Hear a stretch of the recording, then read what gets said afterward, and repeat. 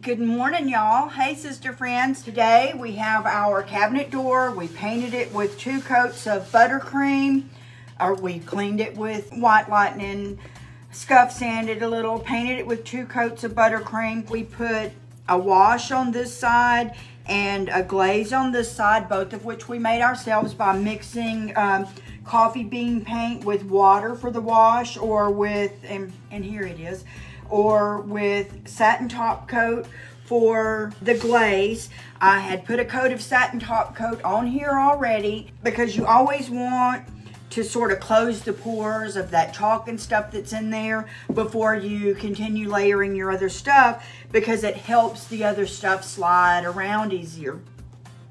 So what we're going to do today, normally, I mean, Gator Hide is just a really tough water-based poly that sort of sits on top and gets really hard and makes your piece more water resistant and that kind of thing. Just a tougher finish. It's already, it doesn't have to be finished more, but this is a kitchen cabinet. And the thing about the kitchen cabinets is they get a lot of use, they get a lot of fingerprints, they get a lot of everything, cleaning and build up and things like that.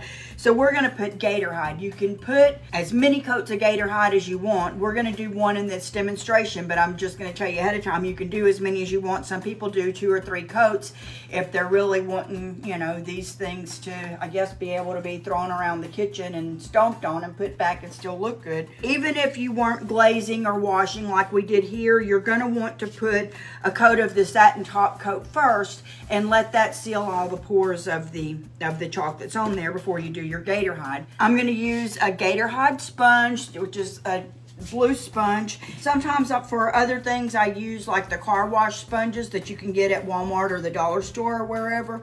But the little holes and things are not quite as fine in those as they are on these. So this is going to give you a smooth finish. And if you're wanting a silky smooth finish, I mean, with no kind of texture to it because you've sanded all your layers and have this wanting it to look like a factory finish, you're just going to take your Gator Hide and we're just letting it, I don't have anything on here yet, but I'm just showing you, just let it glide beginning to end. You can cut one of these sponges to get down in the corners and the crevices here, and then just go just like you did with the wood grain, like everything else, and just let it glide over. And same thing here, let that dry, scuff just lightly. Make with the Dixie Belle thing, it's like a 220 for that little sanding sponge, but we would just get all of this, let that dry a couple of hours, put another coat. I would let the second one dry overnight, and then you can do a third one. What we're going to do is a little bit different because we're wanting to do one that has less fingerprints to show. It doesn't feel as textured as it looks textured. This is Gator Hide. This is by Dixie Belle, and it's their toughest top coat. And I'm just going to pour something in, or pour some in another container that's about the right size for my sponge to fit in. And I'm going to mist just lightly. I don't want this to be wet, but I don't want the Gator Hide to all absorb up in there and then me not get any out when I'm going. So I'm going to put just enough of this on here for the sponge to be less absorbent and more applicator-like. So I'm not misting my piece or trying to move it around like you do with the paint. If you have any, questions on this, just ask them, and I'm going to circle back around, and you say hey, I say hey, we all say hey. Okay, now I have my dampened sponge. Just going to stick it down in there. See? It's got plenty on it. I don't want to overdo. These are always going to be really thin coats, so I'm going to wipe off the excess. Some is absorbing in, so that's good. And just to get that first sort of coat on there, I'm just going to do as if I was going for the regular Gator Hide finish, and I'll show you what else is going on in just a second.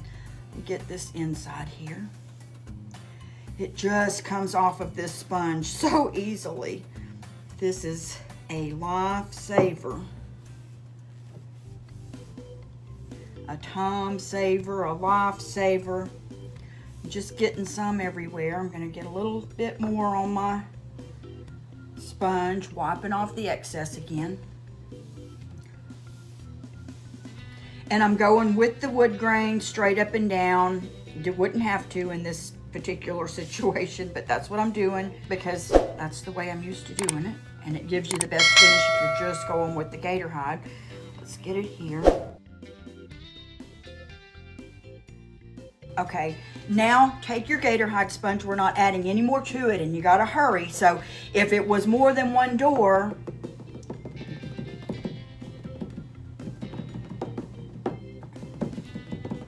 I would have only done one section at a time because you don't want this to dry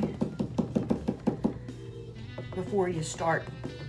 And I don't want a pattern of swirly swirls on there, so I'm trying to remember to turn it this way and that way, and then if the light catches them and I see the little swirls, I go back over them. This is an important part of it here. Let's get these done before it dries. And I'm barely touching it. It sounds louder than it is because it's banging on this jar of paint that I have underneath. I'm just trying to, because if you wait too long, the Gator Hide is going to have already started to dry a little bit, and then you're gonna pull some, you're gonna make a mess. You're gonna pull some off, you're gonna smudge some and smear some and have thick areas and this and that, and that is not the look we're going for.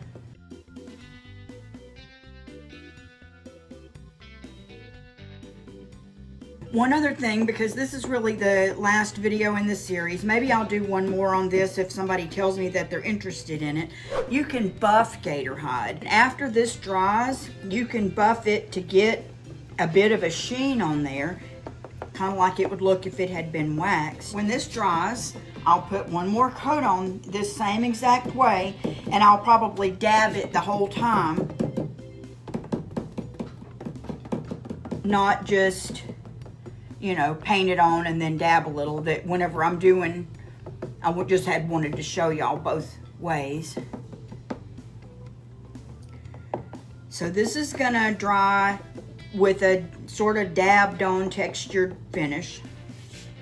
And the next one will do that as well. And then it's almost like that, you know, that hammered gunmetal look where you can look at it and tell that it's hammered, but it still looks smooth and polished. That's how this will look once it's finished. And I will go ahead and put a second coat because I was jacking my jaws too much and didn't get as much on there as I wanted. And I would recommend a second coat, you know, doing this method for anybody anyway. So now I don't know the up from the down here. There we go. But anyways, it can be buffed afterward, and that's something that's, you know, seldom taught or talked about. So if, like I said, if you are interested in that, just let me know and I'll come back tomorrow and that's exactly what we'll do. So thanks for watching. Again, if you have any questions, just let me know. I appreciate you for being here. If you're on YouTube, please subscribe.